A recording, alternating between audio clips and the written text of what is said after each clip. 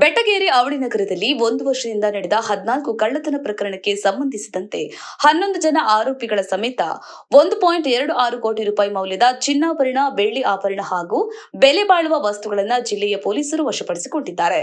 ಬಂಧಿತರಿಂದ 587 gram ಬಂಗಾರದ ಆಭರಣಗಳು, ಅಂದಾಜು 89,22,400 ರೂಪಾಯಿ, 3,822 ಗ್ರಾಂ ಬೆಳ್ಳಿ ಆಭರಣಗಳು, ಅಂದಾಜು 9,31,680 ರೂಪಾಯಿ, ಜಪ್ತಿಯಾದ 4 ವಾಹನಗಳು, ಅಂದಾಜು ಮೌಲ್ಯ 9,33,000 ರೂಪಾಯಿ, ಹೀಗೆ ಒಟ್ಟು 1,07,87,080 ರೂಪಾಯಿ ಮೌಲ್ಯದ ಸೊತ್ತುಗಳನ್ನು ವಶಪಡಿಸಿಕೊಳ್ಳಲಾಗಿದೆ. ಹಾಗೆಯೇ ಮತ್ತೊಂದು ಪ್ರಕರಣವನ್ನು ಭೇದಿಸಿದ ಪೊಲೀಸರು 114 ಗ್ರಾಂ ಬಂಗಾರದ ಆಭರಣಗಳು, ಅಂದಾಜು ಮೌಲ್ಯ 17,32,800 ಹಾಗೂ 515 ಗ್ರಾಂ ಬೆಳ್ಳಿಯ ಆಭರಣಗಳು, ಅಂದಾಜು ಮೌಲ್ಯ 1,33,900 ರೂಪಾಯಿಯನ್ನು ಜಪ್ತಿ ಮಾಡಿದ್ದಾರೆ.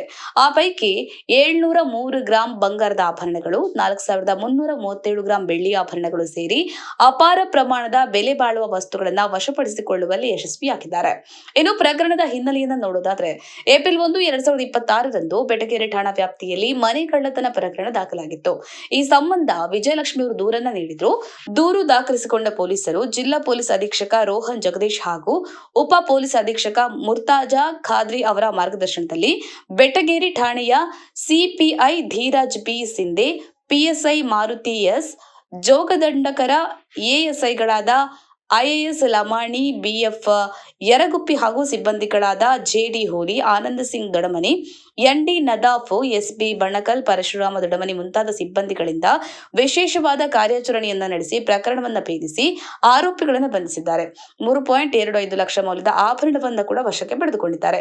ಬೆಳಗಾವಿ ಜಿಲ್ಲೆಯ ಕಿತ್ತೂರು ತಾಲೂಕಿನ ಕಾದ್ರೋಳಿಯ ಸುರೇಶ್ ಅಲಿಯಾಸ್ ಸಣ್ಣ ಸುರೇಶ್, ಸತ್ಯಪ್ಪ ಸಿಂಗನೂರ, ಧಾರವಾಡ ಜಿಲ್ಲೆಯ ಅಳ್ಳಾವರದ ನಾಗಪ್ಪ ತಿಮ್ಮಪ್ಪ, ದುರ್ಗ ಮುರಗಿ, ಗರಗದ ಶಿವು ಸುಂಕಪ್ಪ ಬೆಳಗಂಟಿ, ಬೆಳಗಾವಿ ಜಿಲ್ಲೆಯ ಹುಕ್ಕೇರಿ ತಾಲೂಕಿನ ದಡ್ಡಿ ಗ್ರಾಮದ ಸುರೇಶ್ ಅಲಿಯಾಸ್ ದೊಡ್ಡ ಸುರೇಶ, ಬಾಬು ತಮ್ಮಣ್ಣವರ, ಧಾರವಾಡ ಜಿಲ್ಲೆಯ ವೆಂಕಟಾಪುರದ ಶಂಕರಿ ಅಕ್ಕೆಗುಡ್ಡ, ಶಂಕರಿ ಯಲ್ಲಪ್ಪ ಕರಿ, ಧಾರವಾಡದ ಮಂಜುನಾಥ ನಾಗರಾಜ ಬಾದಗಿ, ಹಾವೇರಿ ಜಿಲ್ಲೆಯ ಹಾನಗಲ್ ತಾಲೂಕಿನ ಬೆಳಗಾಲಪೇಟೆಯ ಹುಲಗೆಪ್ಪ ಫಕೀರಪ್ಪ ಬೆಳಗಾಲಪೇಟೆ, ಧಾರವಾಡ ಜಿಲ್ಲೆಯ ಮುನವಳ್ಳಿಯ ಆನಂದ ದೊರಗಪ್ಪ ಯರಗಣ್ಣವರ ಎಂಬ ಆರೋಪಿಗಳನ್ನು ಪೊಲೀಸರು ವಶಕ್ಕೆ ಪಡೆದುಕೊಂಡಿದ್ದಾರೆ.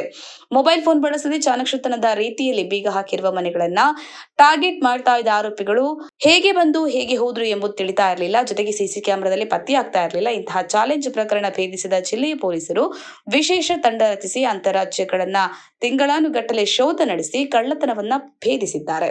ಪ್ರಮುಖ 11 ಪ್ರಕರಣಗಳ ಪೈಕಿ ಗದಗ ಜಿಲ್ಲೆಗೆ ಸಂಬಂಧಿಸಿದಂತೆ 7, ಬೆಳಗಾವಿ ಜಿಲ್ಲೆಗೆ ಸಂಬಂಧಿಸಿದಂತೆ 4 ಪ್ರಕರಣವನ್ನು ಭೇದಿಸಲಾಗಿದೆ.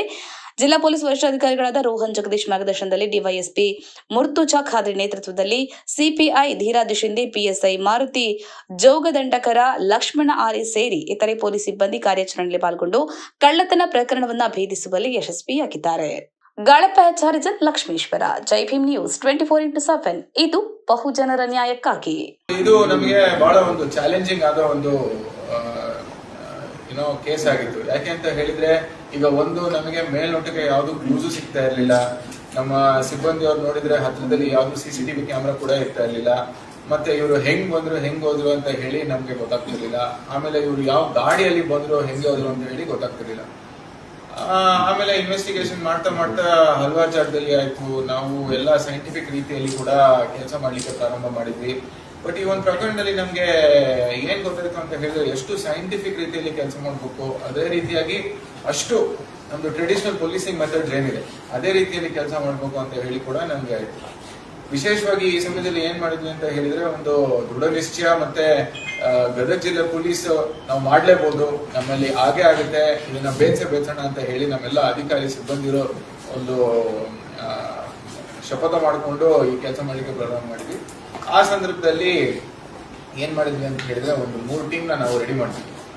ಈಗ ಯಾರು ನಾವು ಈ ಪ್ರೆಸ್ ಮೀಟ್ ಅಲ್ಲಿ ನೀವು ನೋಡ್ತಿರೋದು ಆಫೀಸರ್ಸ್, ಒಂದು ನಮ್ಮ ಸಿಟಿ DSP ಆಗಿರುವಂತಹ ಮುರ್ತುಜಾ ಖಾದ್ರಿ ಅವರು, ಅವರ ನೇತೃತ್ವದಲ್ಲಿ ನಮ್ಮ CPI ಬೆಟಗೇರಿ ಆದಂತ ಧೀರಾಜ್ ಶಿಂಧೆ ಅವರು, ಮತ್ತೆ ಅವರ ಸಬ್ ಇನ್ಸ್ಪೆಕ್ಟರ್ಸ್ ಆದಂತ ನಮ್ಮ ಮಾರುತಿ ಜೋಗದಂಡಕರು, ಮತ್ತೆ ನಮ್ಮ ಆರ್ಯ ಅವರು, ಮತ್ತೆ ಅದೇ ರೀತಿ ಟೌನ್ ಇನ್ಸ್ಪೆಕ್ಟರ್ ಆದಂತ ಜೂಲ್ಕಟ್ಟಿ ಅವರು, ಇವರೆಲ್ಲರೂ ಒಟ್ಟಿಗೆ ಬರ್ತಾರೆ. ಇಂಥ ಒಂದು ದೊಡ್ಡ ಕಾರ್ಯಾಚರಣೆ ಮಾಡಬೇಕು ಅಂತ ಹೇಳಿದ್ರೆ ಬರೀ ಒಬ್ಬರಿಂದ ಸಾಧ್ಯ ಆಗಿಲ್ಲ. ಸೊ ಎಲ್ಲರೂ ಒಟ್ಟಿಗೆ ಬಂದು ಟೀಮ್ ಮಾಡಿ, ಮತ್ತೆ ನಮ್ಮ ಎಲ್ಲ ಹಿಂದೆಗಡೆ ನೋಡ್ತಿರೋ ಎಲ್ಲ ಸಿಬ್ಬಂದಿ ಇವರು ವಿಶೇಷವಾಗಿ ತಂಡನ ಮಾಡ್ತೀವಿ. ತಂಡನ ಮಾಡಿ ಈ ಪ್ರಕರಣ ಭೇದಿಸಬೇಕು ಅಂದ್ರೆ ಎಲ್ಲರೂ ಓಡಾಡಿದ್ದೀವಿ ಅಂತ ಹೇಳಿದ್ರೆ, ಒಂದು ನಮ್ಮ ಮಾರುತಿ ಅವರು ಖುದ್ದಾಗಿ ಧಾರ್ ಮಧ್ಯಪ್ರದೇಶಗೆ ಹೋಗಿ ಬಂದಿದ್ದಾರೆ. ಮಧ್ಯಪ್ರದೇಶ ಅವರು ಅವ್ರ ಟೀಮ್ ಸುಮಾರು 15ರಿಂದ 20 ದಿನ ಟೈಮ್ ಸ್ಪೆಂಡ್ ಮಾಡಿ ಅಲ್ಲಿಂದ ಇನ್ಫಾರ್ಮೇಶನ್ ತಗೊಂಡ್ ಬಂದಿದ್ದಾರೆ. ಇವ್ರನ್ನ ನಾವು ಈ ಕಳ್ತನ ಟೈಮಲ್ಲಿ ಬಿಟ್ರೆ ಇವ್ರನ್ನ ಒಂದು ಗ್ಯಾಂಗ್ ಅಂತ ನಾವು ಕನ್ಸಿಡರ್ ಮಾಡ್ತಾ ಇದ್ದೀವಿ.